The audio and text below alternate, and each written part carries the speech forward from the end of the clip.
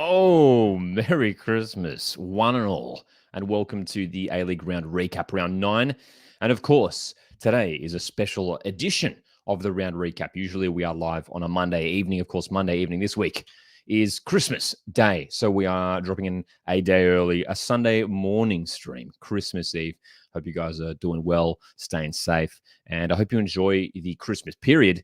But we are going live for the next hour to discuss round 9 in the A-League men's competition. Plenty of talking points, plenty to discuss. Of course, we had the Melbourne Derby, one of the biggest fixtures in the A-League. An enjoyable Melbourne Derby overall. It was pretty entertaining, but no goals, a stalemate in the end. It was the defenses who were on top. We saw a late comeback, drama once again. Perth Glory home game. You can never write off Perth Glory when they're at home. Coming back 3 goals. Scoring 3 goals to come back in that second half against Macarthur SC. And then Central Coast Mariners, we had some more drama on the road as well for the Mariners, who are starting to build up some good form with the 3-0 win away to Brisbane Roar. There's a lot happening at the moment, and there's plenty to discuss. And you guys are going to join me here for it. Let's have a quick glance at the results across some of the other games as well. Big game in New Zealand, Wellington 2, Wanderers 0.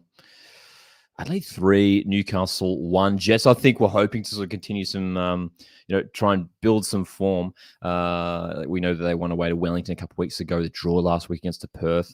And against a Red side who were desperately needing a win. Newcastle Jets came up short in that game. Adelaide back to winning ways. So, plenty to talk about. Let's quickly have a glance at the ladder as well. I see Jacob here in the chat. I see Ronan. Good to see you guys here. This is how the ladder looks as we head into Christmas. So Wellington are on top, which is just incredible the way they've managed to they've put together just an incredible season. Not only have they finished above expectations, they have completely smashed any expectation of this club. A team that a lot of people expected to struggle. And look, congratulations to Wellington. They've just been so good this season. Just the one loss. And we should mention as well, there's still just one team remained who remains undefeated, and that is Melbourne Victory. To join that Melbourne Derby last night, still without a loss, which is a positive for Melbourne Victory out of that derby last night. Wanderers and Bulls sit in the top 4. Brisbane, who have picked up a couple of losses now, sit into 5th, and we've got to talk about Brisbane this morning. Just within the last hour, Ross Aloisi has departed the club, their head coach, which is a huge piece of breaking news. Adelaide United sit in 6th place thanks to that win against Newcastle this week. Melbourne City just outside that top 6. Central Coast Mariners, you can see here, building some good form, starting to catch up on the rest of the teams up top. Newcastle Jets in 9th, followed by Sydney FC. They're level on points. Perth Glory, that win last night lifts them off the bottom of the table. And West United return to the bottom after losing against Sydney FC. So that's the state of things as this round wrapped up. And to be fair, it was pretty similar heading into the round as well, wasn't it? The table's really starting to take shape now. But of course, we're going to go through the games one at a time, discuss them. And the first one that we do have to talk about, going all the way back to Thursday, Brisbane Roar 0, Central Coast Mariners 3. And Jacob has already dropped in the comment, I'm done with my club. For those that don't know, Jacob is a Brisbane Roar fan. We'd love to get your thoughts on this game, Jacob. Brisbane 0, Mariners 3. Where did it go wrong for the Roar? Is it injuries? Is it something more? Well, breaking news this week. Sorry, not this week. Today, within the last hour. Ross Aloisi, the head coach, has departed the club for an overseas opportunity. Look, we'll see what the opportunity is. I haven't seen yet. I don't think that's been announced yet. But it must be pretty good. It must be pretty good. He was enjoying a pretty successful time with Brisbane so far, despite those 2 consecutive losses in recent games. But Ross Aloisi did a fantastic job with Raw just to turn them around, man. Take them to the Australia Cup final and then turn them into a top 6 side. Jacob says it's at Shanghai's Muscat's assistant. There we go. Is that right? There we go. I thought it might be something like that. We do know that there's a bunch of Australian coaches over in Asia, in Japan, in China. So there you go. And I tell you what, that is a big opportunity. And Ross Aloisi, clearly a guy who has big aspirations. It's a massive blow for them, and hopefully it doesn't derail them. Hopefully for Raw fans, it doesn't derail them too much. Obviously, it's going to be concerning for the players when your head coach leaves at this point in the season, 9 games in. It must feel so weird. And this is now the third coaching change we've had 9 games into the season, which is pretty incredible. Hey, it is pretty incredible. Steve Corica departing Sydney FC early on. We know Rado Vidicic parted ways with Melbourne City as well. Shocking news indeed, Tarnley. Shocking news indeed. Brisbane Roar. I mean, a club who let's jump to the website, actually have a quick look at that article, and then we'll jump back to talking about this game. Of course, you can check out the no articles found. That's not helpful. Loading. Not ideal for Brisbane this early on in the season. Luciano Trani, the assistant coach, is taking over as the head coach. But yeah, man, it's a massive blow here. As it says, he only arrived in April 2023. But Ross Aloisi departing. Crazy. Jacob, I'm sure Rowe won't struggle that much. We'll be pushing for 12th. That's quite the fall. Look, still very, very much early days in the season, as we know. Look, it's not ideal, but it is a blow. It is a blow, and a lot of people are pretty optimistic about Brisbane Roar this season and how they were looking, especially in preseason in the Australia Cup. It's really disappointing. So Luciano Trani takes over, a guy who has been involved in the A-League for a number of seasons now, and is a decent replacement. He knows the A-Leagues well. But they got to make sure they get their season back on track after a couple of consecutive losses. And of course, we are talking about this match: Brisbane 0, Mariners 3. So it goes Mariners, man. Very happy with my team. Obviously, we're repping the 16-17 kit today. And let's have a look at the stats first of all. You can see Brisbane did rack up a number of shots in this match, but Mariners were really good in defense. Dan Hall, Brian Kaltak in that Mariners backline really starting to develop a solid partnership. We'll focus on that Mariners lineup to start off. And look, interestingly enough, they went for that same lineup that played the second half away to Melbourne City last week. That meant Josh Nisbet played a little bit higher up the pitch. Harry Steele coming into midfield. Marco Tullio out on the right wing. And I think Mark Jackson has now found his right formation, his right setup to play Josh Nisbet in an advanced role. It's really working wonders for the Mariners. Angel Torres, though. I mean, what a last couple of games he's had. 5 goals in his last 2 games, and some nicely taken goals in this match as well for Angel Torres. Very solid at the back this game, Mariners. And for Brisbane Roar, I mean, Jacob, I don't know if you think maybe it's coming down to injuries now. I mean, Berenguer's missed out the last few weeks, still without Burke Gilroy, Scott Neville. It's starting to look a little bit thin for Brisbane Roar. You just wonder if they'll be able to bring in some reinforcements come the January transfer window, or do they even need to? So it's a decent side when you look at it, but is it a side that's capable of competing with some of these top sides in the top 6? I'm not sure now. I'm not sure. They do need these guys to return from injury soon. Henry Hall's out as well. He was great to start this season. So there's all of a sudden there's some problems mounting for Brisbane Roar. There's problems mounting for Brisbane Roar. And a 3-0 loss at home is really, really disappointing.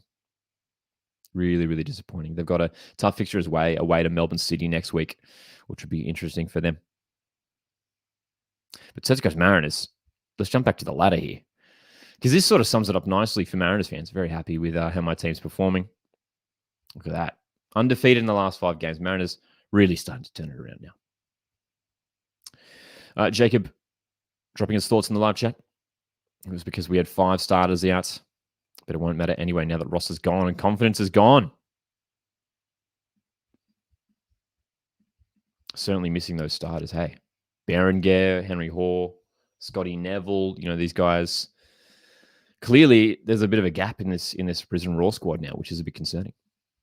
Tarnley, good to see you here as well. So I'm disappointed with the Wanderers. Definitely going to talk about the Wanderers match in detail shortly. We're going to go through each of the matches one at a time. Thanks for tuning into the special Christmas Eve stream, our round 9 recap. But Celtic Coast Mariners, look at that, starting to rise up the ladder. And I'm hoping, look, I'm not getting too carried away here, but I'm hoping that Mariners have finally we're finally moved past that early season rut where we were just really struggling. I think it was 4 consecutive losses. And now to come up with some decent form and playing some good football. And perfect timing, Troy's here, says, hey, Lockie can really see us growing into the season now. Absolutely. The team looks to be playing with some more confidence. So I think there's good signs for Central Coast Mariners fans. We know Central Coast Mariners host Perth Glory in the next game, which they'll certainly be looking to win. Marcus, great question. What do you think about Corica as the new Auckland coach? I think it's a good appointment, a very good appointment. Look, he's a guy who knows the A-League so well and has been successful in the A-League. So as your first coach to bring in, it's not too bad, eh? It's not too bad. Casual Sydney FC supporter, good to see you here. We're definitely going to be talking about Sydney FC's win against West United very shortly. Do you think Sydney FC can bounce back and get to the top 6 by the end of the season? Yes. Yes, the players that they have there are good enough to do it. And it is still very early on. So the answer is yes. Will they actually do it? I'm not sure, but they certainly are capable. That's for sure. That's for sure. So we're definitely going to chat about that Sydney FC game in a moment. Of course, we're live for the next hour or so. Central Coast Mariners Central Coast Mariners 3, Brisbane Roar 0. And Brisbane is starting to look a little bit precariously on the ladder. 2 consecutive losses. And they could drop out next weekend. So concerns for Roar fans, man. It's just a little bit worrying. Let's jump into the next game. Adelaide United finally returning to winning ways with a 3-1 win at home to Newcastle Jets. And this was a game in my predictions for this match, man. I backed Newcastle. I did. I've been very optimistic about Newcastle and how they've been playing this season, even though the results haven't necessarily been there. I like the team that they put together. The striker Apostolos Stamatolopoulos has been in good form. But the Reds really turned it on in this game. And you can see there, look at those shot stats, dude. 31 shots the Reds racked up in this game. 10 of those on target. Could have had more goals. Newcastle Jets, a big moment for Justin Vidic, young striker, grabbing his first A-League goal late on in the game. It proved to be a consolation goal. But it was the Reds who were pretty much in control for most of this game. They looked quite comfortable. And tactically, there's some interesting things to sort of discuss here. And this is sort of a look at what the Reds were playing, a 4-4-2. You could even call it a 4-2-2-2. Zach Clough and Johnny Yule sort of playing as wide playmakers with a strike pairing of Hiroshi Ibasuki and Luka Jovanovic. And I'm a big Hiroshi Ibasuki fan. I was very happy that he was returned to the lineup for Adelaide. I think he's no good on the bench. You got to get him starting. He's a great player. Tunnicliffe and Isaias in midfield. I think this might be the right setup for Adelaide. And that was one of the talking points. Of course, a lot of you guys were here for our round recap last week on Monday evening. And one of the questions was, what is Adelaide's best starting lineup? Is Carl Wirtz still searching for that? This result, this performance, and the way the team played tactically, I was impressed. And I wouldn't be surprised if this is the way forward. Zach Clough, Johnny Yule, certainly not your natural wide players, but they did a decent job, and it worked out. It works out anyway because you've got fullbacks like Bovalina and Kito who love to bomb on from those wing back positions, get forward. Newcastle Jets. I mean, the blow for them was Renan Piscopo going off injured, man. Going off injured in the first half. He's just struggling with injuries so much at the moment, and it's a real shame. So hopefully he heals up all right. So it's a young team. It is a very young team here, this Newcastle Jets side. And they're just struggling for consistency at the moment, that's for sure. But Adelaide, 3 goals and could have had more. Ibasuki, Clough, Halloran. Should mention the subs as well. Ben Halloran was benched for the first time this season. He came on and had an impact scoring that goal. Nestor Irankunda looked promising off the bench as well, which is good to see. So Reds, they've got depth. They've got depth too, haven't they? Spencer says this was a great game. It was indeed.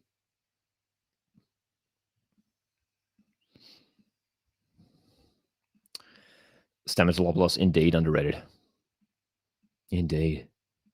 And that's right, Spencer. Yeah, we had a bit of a chat about it at the top of the stream. If you're just tuning in, Ross Aloisi departing Brisbane Roar. Massive blow for the Roar. That's right, Troy. Adelaide needed this win to get back to winning ways. It was a crucial game for them at home before Christmas against Newcastle Jets, a team who was still sort of finding their own feet. It was important that they got a big win.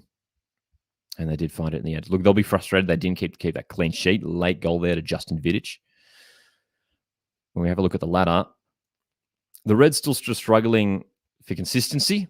Can they find it now? Can they finally overcome that sort of this inconsistent run? 3 consecutive losses there you can see on the ladder here from Google. And finally breaking that with a win. Newcastle Jets, again, it's just 2 wins, 3 draws, 4 losses. Again, there's promising signs there for the Jets, but I don't know if they will. I was thinking that they might be that sneaky team to jump into the top 6, but I think the inconsistency will let them down in the end.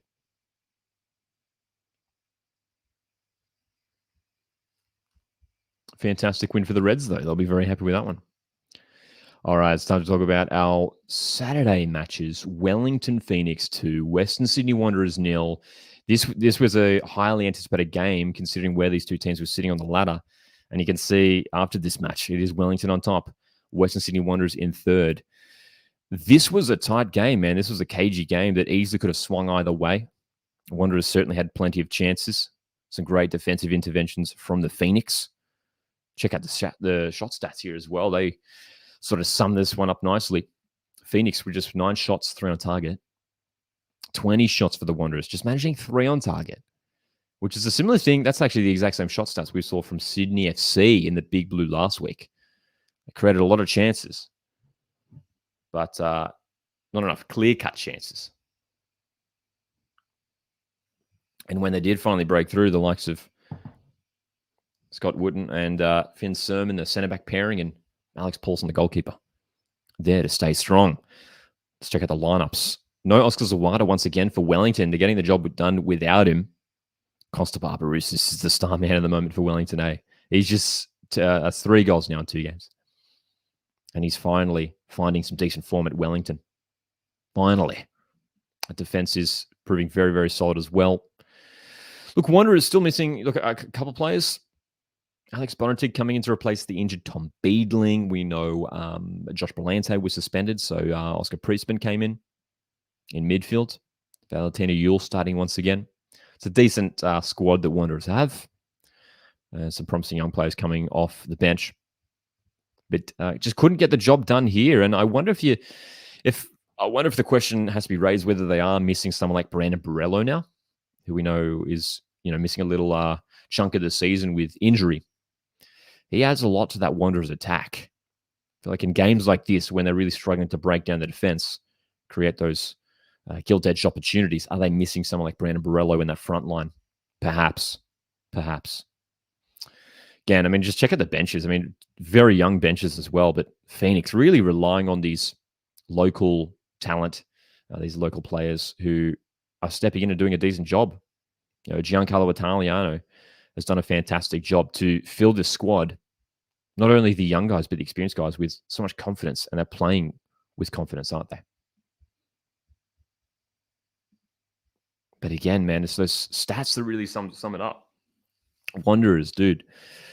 Look, it just wasn't their day, I think, to find the back of the net, was it? A match where I was expecting a draw. Heading into this one, I was expecting a draw. I was expecting this one to be pretty tight. Wellington Phoenix, though, again, we look back to that. I think once Wellington a couple of weeks ago lost against Newcastle. Let's jump to the ladder. A couple of weeks ago, Wellington Phoenix, you can see that one loss of the season. That was at home to Newcastle, 3-0. I think in the round recap there, some of you guys said that maybe, and I wasn't sure either, but maybe that was sort of the end of Wellington's run, you know what I mean?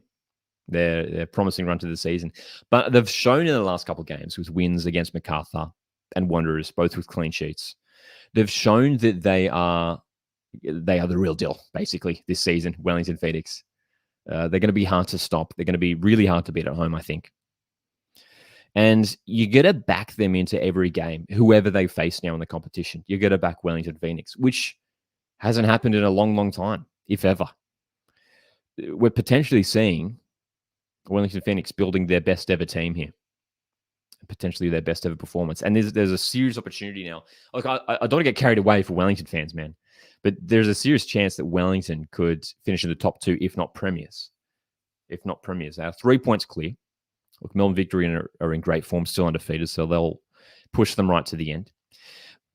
But that's the other thing as well, actually, probably on top of that, I think the race for the Premier's Plate will be pretty even. I think Wanderers will be up there as well. I like that top three, man. Wellington, Victory, Wanderers. I think they're all going to be up there. You can see here Macarthur, Brisbane, both with 2 consecutive losses.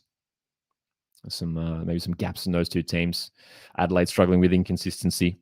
I don't know whether City will be able to catch up to that top three. But what do you guys think? I reckon Phoenix, Victory, Wanderers could be those 3 front runners for much of this season. Troy says Phoenix are looking dangerous. They are indeed. I mean, they do so well to defend in a block. They're hard to break down. And then on the counter-attack, I mean, they're just devastating. I mean, that second goal in this game, man, for Phoenix was just incredible. The way they broke forward, Ben Old scoring, and the through ball from Barbarouses was just unreal, dude. That Barbarouses pass was weighted to perfection. So, and as I said, they're getting it done without Oscar Zawada too. So you get Oscar Zawada back into the squad, and there's even more goals in the mix. But that's the earmark of a good team. If you're missing players, good players like Oscar Zawada, and you're still getting results. But look, I think the reason why we wrote off Wellington at the start of this season has to come down to the fact that, I mean, you look at the lineup, and if we forget about the current form, it's not the most inspiring lineup. Nothing against these players, man. Nothing against these players. But you look at the lineup, and it's quite similar to the team we saw Wellington Phoenix field last season. Phoenix were okay last season. They finished mid-table. They fell away towards the end. It's a credit to the coach, man. When you see the team basically the same on paper. You know, they made only a couple new signings in the off season. In fact, that starting 11 there were all there last season. They were all there last season, Wellington Phoenix. The coach has just filled this team with so much confidence, man. So much confidence. Troy says 100%. They gel, and they are very consistent. Good to see Lando here in the chat. We're definitely going to talk about that Melbourne Derby in just a moment. Going through the games one by one on our round recap stream. Good to see Shaz here as well. So I'm worried about playing Phoenix next week. They look pretty decent. Yeah, and that's sort of what I was saying a moment ago. Like, I think everyone's going to be in every game now. I think Phoenix are going to be expected to be the team on top. It's interesting too, because you look at their games and they don't necessarily like dominate possession and shots in all their games. I mean, this game's a perfect example. Again, if we flick back to the stats, these come from Google. And Phoenix getting the job done with just 9 shots, 3 of those on target. The 3 of those shots on target, 2 of those 3 turned into goals. So they have just a fantastic game plan, and they are so organized. You watch them play, and they're so organized. By the way, this formation isn't quite what they play. It's more of a 4-3-3, if you like. Lander says Wellington Phoenix are the surprise package of this season. I think definitely fair to say. I don't think anyone tipped Wellington to be at the top of the table. I think even the most optimistic Phoenix fans probably called Wellington to maybe just sneak into that top 6. But so many people, myself included, expected Phoenix to struggle, hey?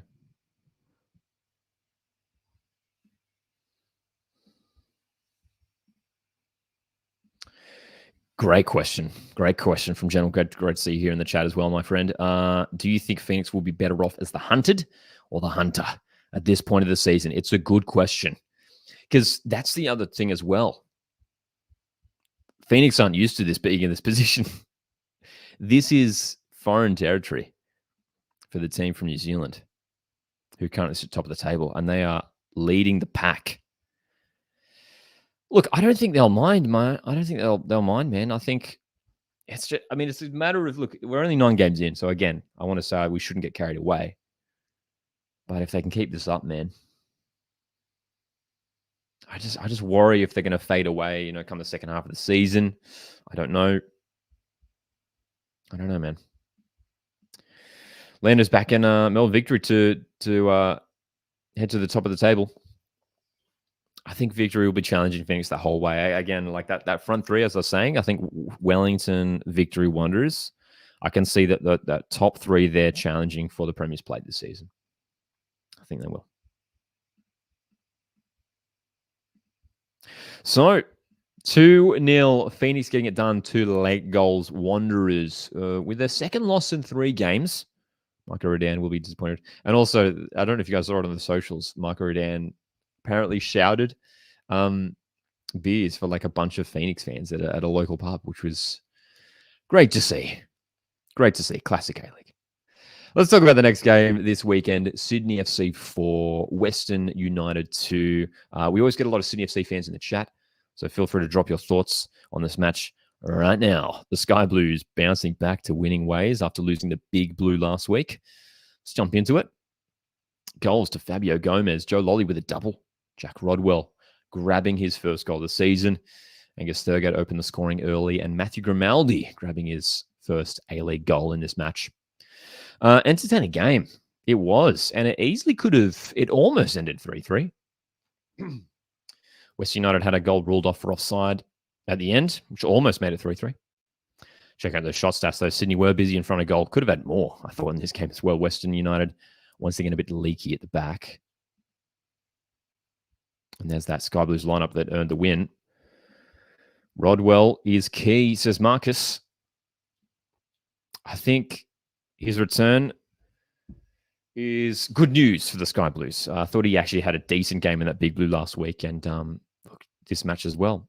Solid performance. He only played an hour. He did come off in the second half. Probably still managing his fitness. We know he was out with injury for a while. And he's a guy that unfortunately has struggled with injury for much of his career. But that centre-back pairing of Lacerda and Rodwell, I'm sure will be Ufuk-Talay's first choice for this season.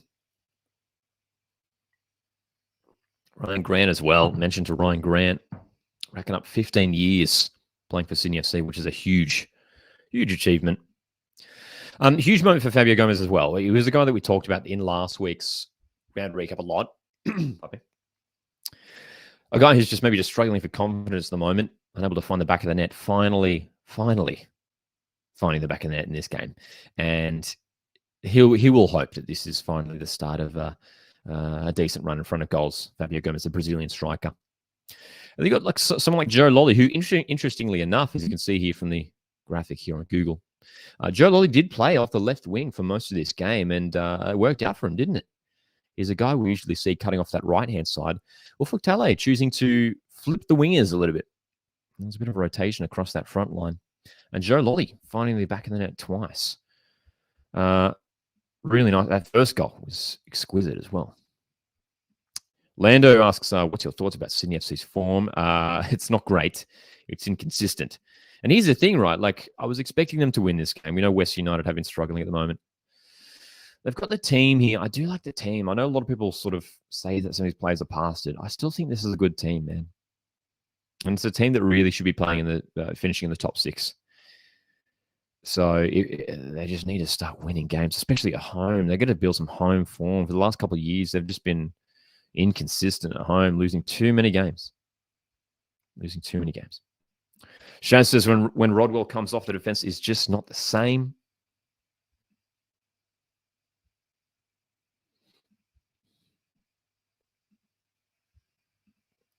Shaz says also when Maxi Burgess comes on, the attack looks very threatening.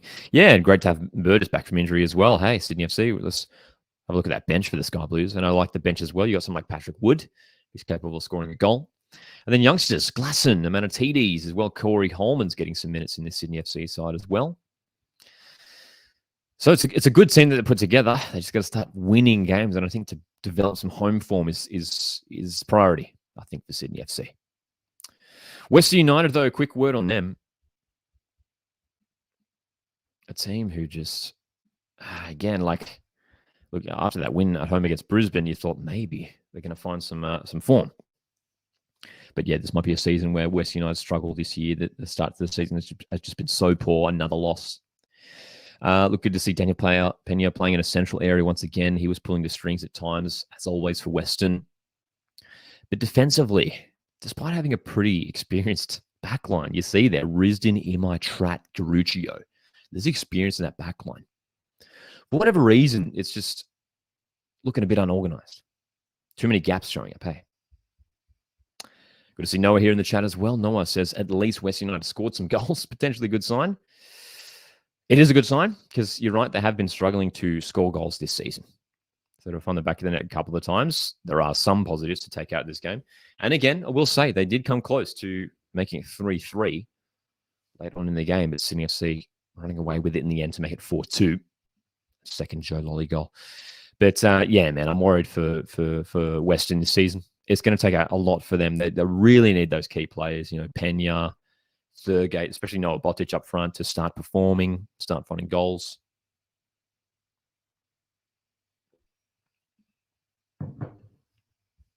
Another disappointing result for Western.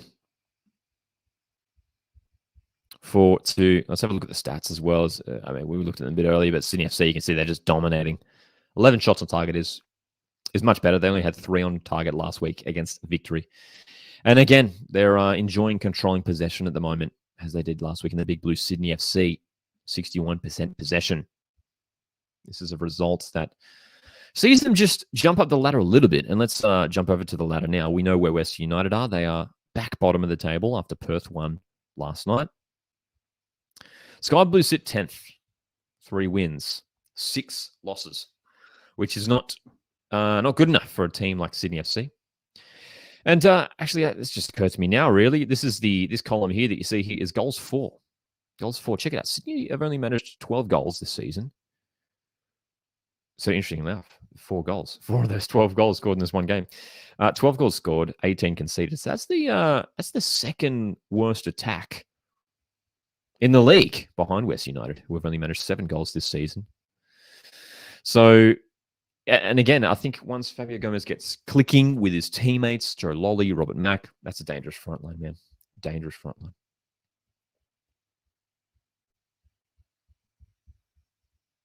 West United, man.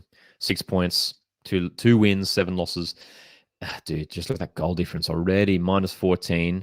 7 scored, 21 conceded it's pretty remarkable. I mean, from what we've heard from like West United is that John Aloisi is going to stick around. I think that's sort of the news out of Western United. Sorry, did I say Ross Aloisi? Ross Aloisi is not sticking around, but his brother John is. John Aloisi at West United. For those that missed it this morning, breaking news, A-League news. Ross Aloisi departing Brisbane Roar, which is a huge, huge blow for Brisbane. We chatted about Raw a bit earlier on in the stream. Oh, man, like there's no sign that it's going to come good for Western this season. And I mean, they just need goals. Dude, 7 goals in 9 games is not great. Well, Noah asked the question, who would replace John if he gets the boot? It's a good question. Who's available? Who's available? We have Patrick Kisnorbo is chilling out in Melbourne at the moment. Patrick Kisnorbo, I can't see that happening, though. Maybe someone like Ruben Zadkovic. What's Ruben Zadkovic up to at the moment? He did a decent job with Perth last season. He did. So that's the state of things after this result. Now it's time to talk about the big one. And we say the big one, the Melbourne Derby, but it was the one and only fixture this week that had no goals in it. Quite rare that we get a goalless draw in the A-League, hey? It's a rare occasion. It is a rare occasion, but it happened in this one. And of course, we did the live watch along for this. A lot of you guys were here for that. Thanks for joining me for that one. Melbourne City 0, Melbourne Victory 0. Drop your thoughts on this game in the chat. City with the 8 shots, just 2 of those on target. They struggled to create clear-cut chances. They did have, pardon me, passages of the game, especially in that first half, where they really pinned Victory back.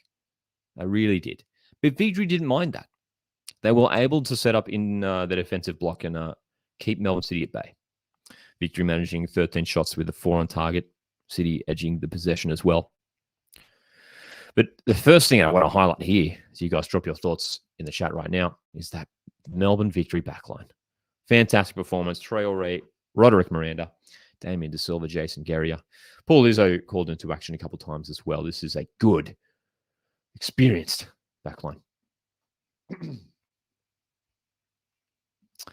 It was a boring game, says Lando. I actually thought for a 0-0 draw was pretty entertaining.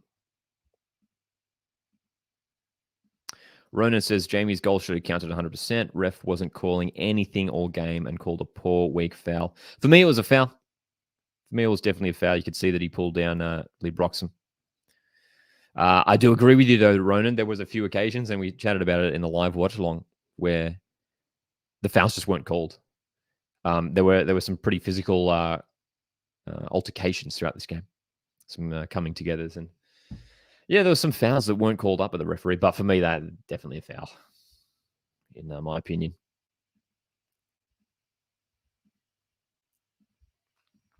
You're right, Lander. We expected the goals for sure. Hey, definitely expected the goals. I think my prediction for this one was 4-2 victory. I was like, 4 in a row, he's in form. City have goal scorers on their team. 0-0. Troy also thinks it was definitely a foul, but says, what a game. Great game indeed. There was some... So it was bubbling nicely too. There was a couple of moments as his Bajic was heavily involved. He had a bit of a coming together with Zinedine Machash. The disappointing as well thing in this game, and I will call it out, is there was, I can't call it diving. There was just some acting in this game. Players going down, holding their faces and stuff. We just don't want to see it, dude. Like it's not a good look for the game. Yeah, and from my memory, there were no serious injuries in this game, so it's not great to see. So hopefully, we don't see it as much moving forward. General says Page should have gone to acting. School instead. He certainly tried to. It was a bizarre scenario. It was a bizarre situation, wasn't it? If you look at the replay, it almost looks like Bajic leans into the knee of Machash, almost as if he's like wanting to get the contact, as if like he leaned into to dive or something like that. You know what I mean? It was a weird one. If you watch back the replay, it's I don't know what Aziz Bajic is thinking there. And then he goes down rolling in pain, and then all of a sudden he quickly gets back up, and then he gets Zinedine Machash touches him like on the top of the head. If you watch the replay, there's a moment towards the end of the first half, Machash touches the top of the head, and then Bajic just goes down, just like rolling around, holding his face. And it's just, I mean, this is a very, I love Aziz Bajic. He's a fantastic footballer, and he's a Socceroos left back, and he's a great role model for youngsters coming up, and it's not something we want to see.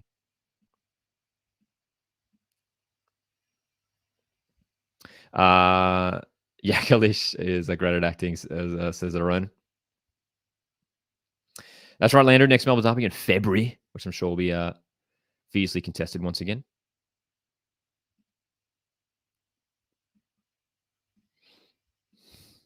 Troy says, I predicted 2-2. Couldn't separate them, but I was not expecting to be goalless. Very entertaining goalless game. Indeed, it was very entertaining. Melbourne Derby, dude. 0-0. Let's have a look at the ladder where these two teams sit. Victory in a pretty good position. And again, I mean, the main takeaway for this game is Melbourne Victory remain undefeated. Let's jump to the ladder. Second on the table. 4 wins, 5 draws. Another draw. They are racking up the draws. They have the most draws in the competition so far in the 18 men, Melbourne Victory. And we have to scroll down to 7th to see where Melbourne City sit. And you can see it's a different story for City. 3 wins, 3 draws, 3 losses. Undefeated in the last 4, which is a positive. Melbourne City, though, they're lacking something in attack. Leon Natel had a couple of chances here in this game. Couldn't find that goal. I do like Marian Yakalish. These wingers show a lot of promise, but just need to find more goals. And McLaren was very quiet, very, very quiet in this game as well. But look, that midfield I do like for Melbourne City. You look at Arslan, you look at Saki, Ugarkovic working hard. Defense is okay as well. Their defense is starting to tighten up a little bit for Melbourne City. But it looks like Victory are going to be that Melbourne team who are going to be leading the way this season. Do you guys reckon City will catch Victory? Do you reckon City can contest for the top of the table? It's going to take a lot. It's been a really underwhelming start to the season for the reigning premiers, hey? Rona says Arslan is holding up our team at the moment, in my opinion. I understand where you're coming from there, Ronan, that's for sure. I mean, I think Arslan, even in the games that City have lost, Arslan has been good. And he's a key cog in that City midfield as we have a look at the City lineup here. Certainly a key player for Melbourne City. He's a guy that, look, a lot of the moves come through. He's grabbed a couple of goals this season. And he's key. If they were to lose him to injury or anything, it'd be a huge blow. It'd be a huge blow.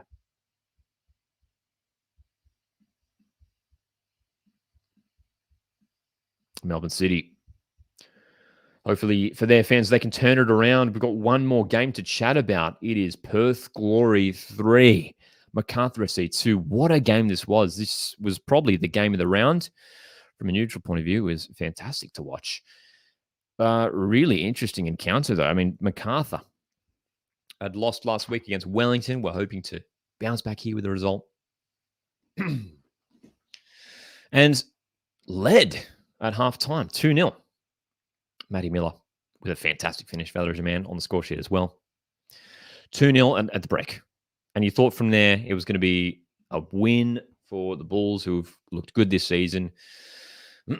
And more frustration for Perth Glory, who are just struggling a little bit. But you just cannot write off Perth Glory at home. You cannot write off Perth Glory at home. The way that they rallied in that second half and put in a great performance to snatch the 3 points. Khalifi, Ivanovic scoring his first goal in a long, long time. A couple seasons ago since Ivanovic has found the back of the net in the A-League. David Williams on late to score the win. Let's check out that Glory lineup. Interestingly enough, Daryl Latchman was benched from defense. Jacob Muir coming in. Aside from that, the pretty consistent lineup for Glory. And the Bulls, a couple alterations. They did have Matt Miller return to right back. Nicolau was benched. Danny De Silva brought into the starting lineup for this game. It's a good team that the Bulls have, and they've got good options off the bench with Jake Holman and Lockie Rose. Excuse me. Perth Glory, though, I mean, Mustafa Ramini, great to have him back from injury for Glory. And they've got some decent players who aren't even on the bench, who are missing out on the squads in recent weeks. But it's that home ground advantage, I think, that's really going to be crucial for Glory this season. It was very important that they won this game, man. Really, really important. Let's have a look at the stats, actually. There you go, Glory. A lot of the shots coming in that second half, man. They were really pushing for that win. When they're chasing that win in front of the shed end as well, who were making plenty of noise all night. Look, MacArthur SC certainly were the better team in that first half, that's for sure. 2 goals up at the break. And again, I'm telling you, I expected them to run away with it. 2-goal buffer. I was like, yep, they're going to run away with it. Perth Glory are going to finish the round bottom of the table. But this Perth Glory side, man, have a bit of grit to them. Have a bit of fight, especially at home.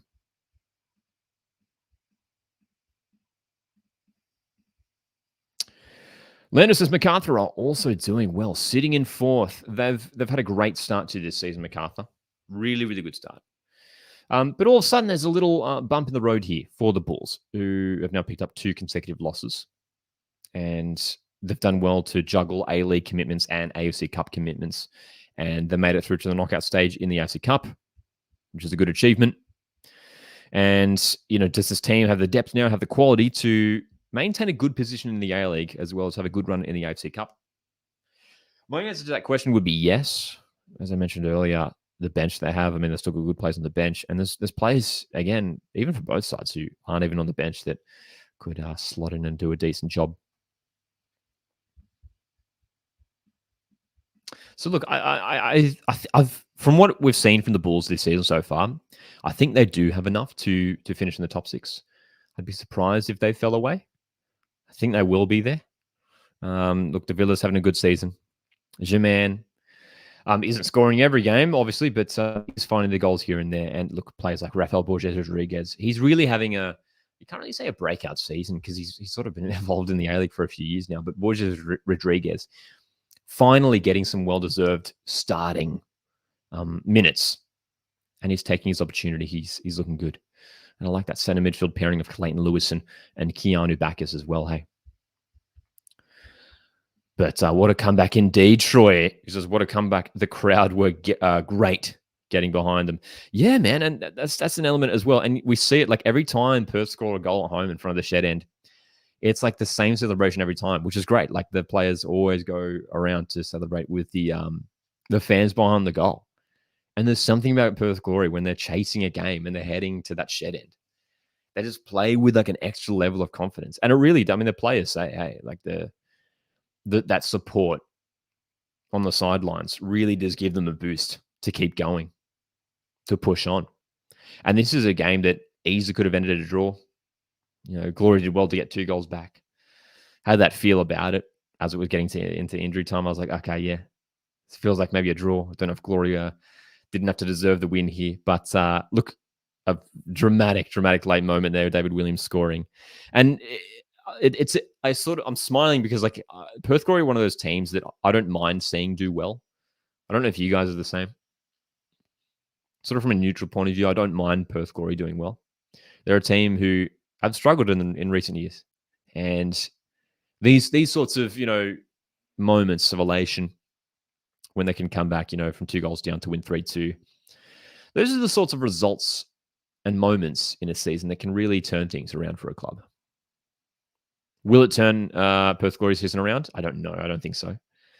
I think this still will be a season where Glory miss out in finals. I think the start to the season has been very underwhelming. But look, second win for the season. They've got a tough trip away to Mariners next week. Mariners are in good form. Do you do recaps every week? Yes, Lando, we do indeed. We usually do them every Monday evening. But today's a special Sunday morning edition. Of course, Monday, tomorrow, is Christmas Day. And of course, hope you guys have a great Christmas. And we usually go for about an hour. So we're going to go for another 10 minutes or so before we wrap up. So if you've got any more questions or discussion points from this round, feel free to drop them in the chat right now. What are your thoughts on this round? And we're also going to do a little look ahead to next week. Perth Glory 3, Macarthur SC 2. What a result for the Glory, who will be hoping to finally build some good form, man. Before we move on to next week's games, let's have a look at that ladder once more. Perth Glory jump off the foot of the table, and they're in second bottom. Look, 2 wins, 2 draws, 5 losses. It's not great. It's not great at all. But there's good players in that Perth Glory squad, man. Stephen Kolakowski's having a good season. Adam Taggart knows how to find the back of the net. If they can get their defense tightened up a little bit, yeah. Troy chiming in says, I think it's also having Stajic back in the A-League, and I'm still a fan of Amini, but didn't like the way Bozanic left us, so don't want him back. Yeah, that's the thing. He's got some decent options in the midfield when you look at Amini, Bozanic, even someone like Aaron McAneff, Luke Bodnar. These guys aren't playing at the moment. There's options there. There is depth there for Glory. But Perth, they're really going to have to turn around quick if they want to catch the teams in the top 6. Macarthur SC, look, this loss means it's 2 consecutive losses. But before that, they were undefeated. 4 wins, 3 draws, 2 losses now. And still in a pretty decent position now on the ladder, 15 points. As I said, I don't think they'll fall out of the top 6. I could see them maybe finishing in 5th or 6th as the season goes on. But Macarthur, I do like the team that they put together. And Milan Stojowski's doing a great job.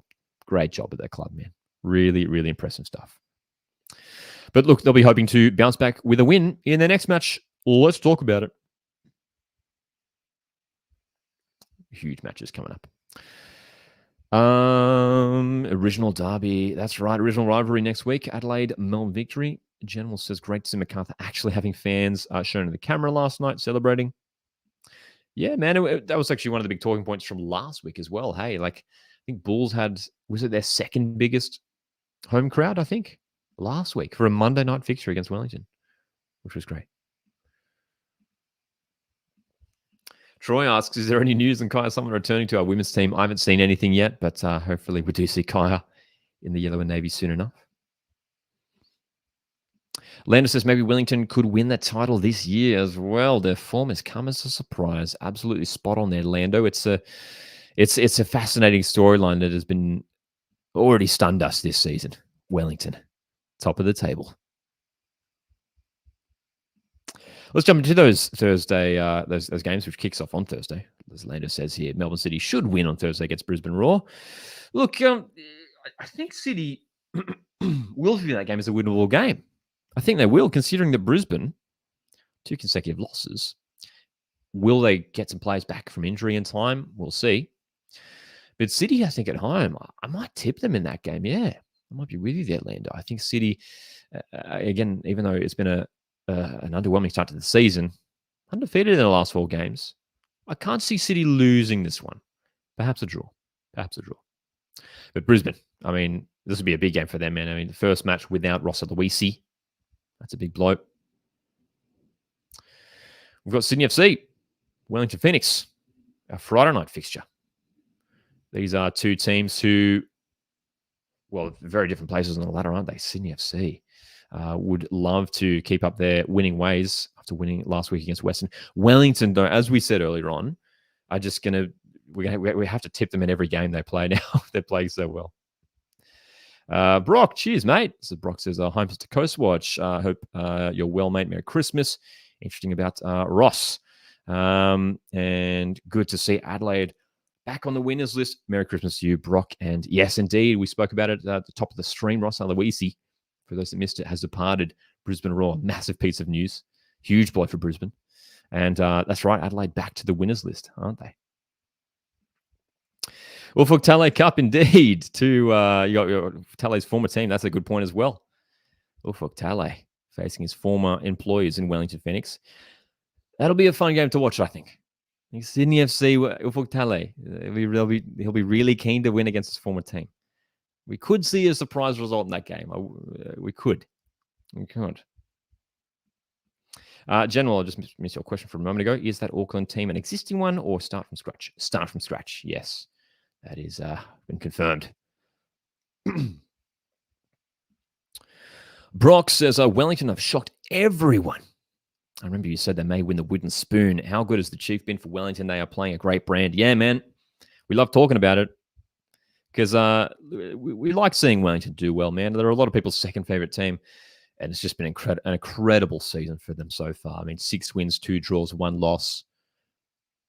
They just look unstoppable at the moment. Hey, they look unstoppable at the moment. They're just 1 loss for the season against the Jets. Seems just like a little blip this season. It doesn't seem like it's going to be a big concern for them. It looks like they've moved past that. Love the question. Lando, do you watch the Premier League or any other soccer leagues? I watch a little bit of the Premier League. Aside from that, not much else. Not much else. I am too busy watching the all the stuff in Australia. Good to see Joshy here as well. Joshy with a word here on Adelaide's Nestor Irankunda says Irankunda is coming back and he's going to be mad. I'm looking forward to it. Big game this week for Adelaide against Melbourne Victory. Let's jump back to those upcoming fixtures. We're going to be live for this one on Saturday as well. The live watch along Melbourne Victory, Adelaide United, Nestor Irankunda. Can his team, Adelaide United, grab a result away to Melbourne Victory, who are still undefeated? Newcastle Jets also host Western United next week. Again, I think Jets will view that as a winnable game. We know Western have been struggling. Jets will be hoping to get back to winning ways in that fixture. So because Mariners have their annual Christmas Eve encounter. Sorry, Christmas Eve, New Year's Eve. Today's Christmas Eve. New Year's Eve encounter. Mariners, Perth Glory. Mariners, I think, will be expected to win that game, considering they've built some really good form now and scoring goals for fun. But Perth Glory, last time Perth played at Mariners, I remember it last season, they did win. Perth Glory did win away to Mariners last season. Hey, that's a great fixture to open the new year too, isn't it? Check it out. January 1st, Monday Arvo, Wanderers host Macarthur SC to Western Sydney Derby, and 2 teams who are right next to each other on the ladder. 3rd v 4th, right? Should be a really good game. Should be a really, really good game. So that's an exciting round, man. All those games could potentially be close. Even Sydney Wellington. I know Wellington are cruising on top of the table. But a feeling Sydney FC could throw up a spanner in the works there. But all these games next week have the chance to be really tight and enjoyable encounters. New Year's Day cracker indeed. What a round indeed, Lando. Appreciate you tuning in, mate. Fantastic round of fixtures. And then before you know it, well, we've got round 11 after that.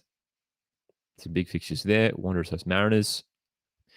And then the round after that, on January 12th, I'm sure you guys know, of course, there's been plenty of advertising about it. We have Unite Round, which is just a few weeks away. Unite Round, all of these games taking place in Sydney. Who is heading to Unite Round? Let me know in the chat. Anyone in the Sydney area or perhaps traveling from another state?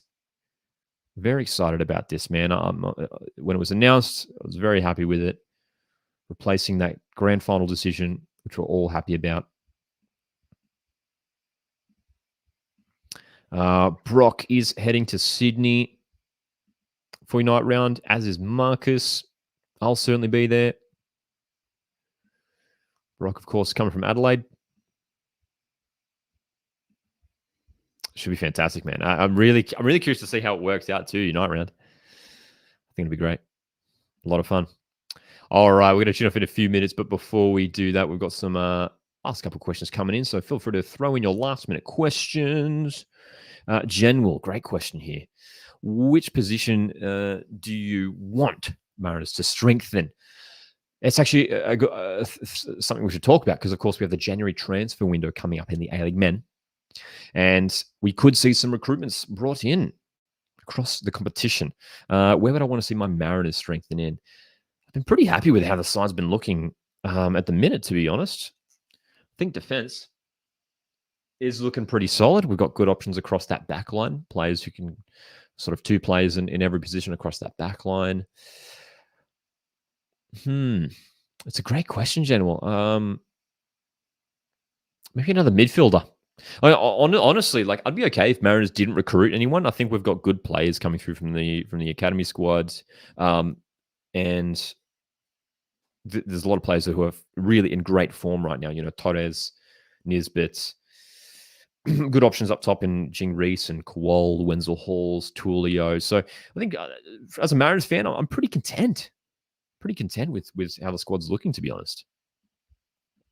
It's a great question from Joshi. Will Victory remain undefeated when Fornaroli leaves? Of course, we know Bruno Fornaroli will indeed be absent for a number of games as he's joining up with the Socceroos for the Asian Cup next month. I think so, yes. And that's because they have no Socceroos departing from that defense. That defense has just been impenetrable this season, Melbourne Victory. So I think because of that reason, I think they will remain undefeated. They might struggle for the goals without their star striker, Bruno Fornaroli. And there is a bit of concern for Victory because they don't really have another striker, another recognised striker to replace Bruno Fornaroli up top. They might do something like deploy, Falami or Economides through the middle up top. I could see that happening. They might even, do some business in January to bring in someone just to replace Fornaroli while he's out as well. Hey. Lando with a question here on A-League expansion. Great to have these last-minute questions coming in. We're going to tune off in a few moments. Got some great questions coming in here. What do you think about the expansion? Do you think they will add any more teams in the A-League in the future? Most certainly. They've certainly made that intention clear that there's going to be more expansion in the future. It seems to be that they want to expand the competition to 16 teams, which I think is good. That's what we should aim for. Canberra looks like the next one in line to join the competition. Hasn't been confirmed yet. I would love to see a second Queensland team as well as Tasmania. I think Tasmania would be fun as well. Some more comments and questions coming in here before we wrap up. Ojda Kraev, unsung hero in most of Wellington's wins. He's been very, very good this season. Very, very good.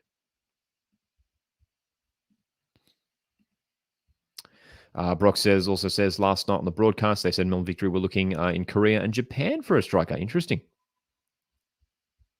16 teams is massive, indeed. And Lando also says Canberra and Tassie would be good. Yeah, I think those two locations make sense. Try and hit the markets where the A-League doesn't exist right now. So I think that would be good. But guys, I appreciate you tuning in for this special Christmas Eve edition of the Round Recap. Join us on Saturday. That's the 30th of December for the original rivalry watch-along. We're going to be doing the live watch-along for Adelaide and Melbourne Victory. Should be a great game. And then, of course, we are back to our Monday evening round recaps, which, correct me if I'm wrong, I think that's probably New Year's Day, isn't it? probably New Year's Day. So this is the final round recap for 2023. We're going to be live next Monday evening for the round 10 recap. Appreciate you guys tuning in as always. Hit the like button on the way out. Have a safe and happy Christmas, you guys. Appreciate you tuning in as always. My name's Lockie. This is Coast Watch Football. I'll see you in the next one. Cheers.